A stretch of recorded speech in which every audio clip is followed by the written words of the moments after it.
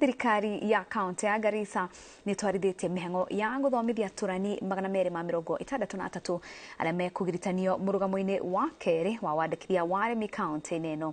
Mĩhang'o ĩno ĩgũkorwo ĩgĩtwarithio na mbere kwa ihinda rĩa mweri ũmwe ũroka na itanya rĩa gũtigĩrĩra atĩ arĩmi othe wodi-inĩ ciothe 30 cia kaunti ĩno nĩ mandĩkithio mũbango-inĩ wa thirikari wa bataraitha ya thogora wa thĩ. Mũnini wa gavana wa Garissa Abdi Dagane nĩorĩtie arĩa maraheo wĩra wa kwandĩkithia arĩmi maũkinyanĩrie na njĩra yagĩrĩire kuona rekondi ici nocio cikũhũthĩka nginyagia tabarĩra-inĩ ingĩ. In January, the president launched the fertilizer subsidy program.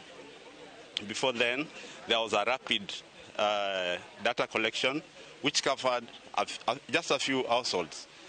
That first phase is over.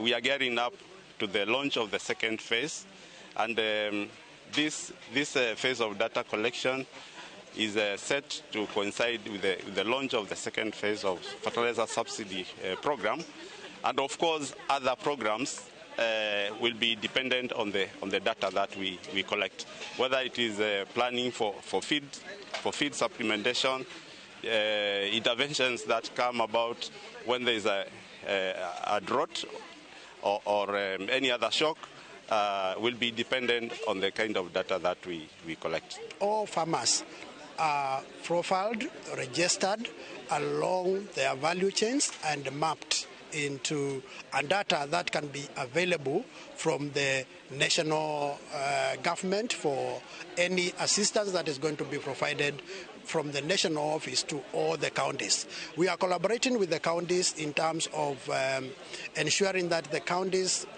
facilitate the process and ensure that as they carry out the process, and as we facilitate, they are in charge of every activity that is taking place in the counties. They are the ones who have recruited the supervisors, the enumerators, and the Kenya National Bureau of Statistics is the technical arm in ensuring that this process is carried out in a sound technical way. What we expect of you, the team here, the enumerators, is nothing short of precise quality data to be collected in the next 25 days.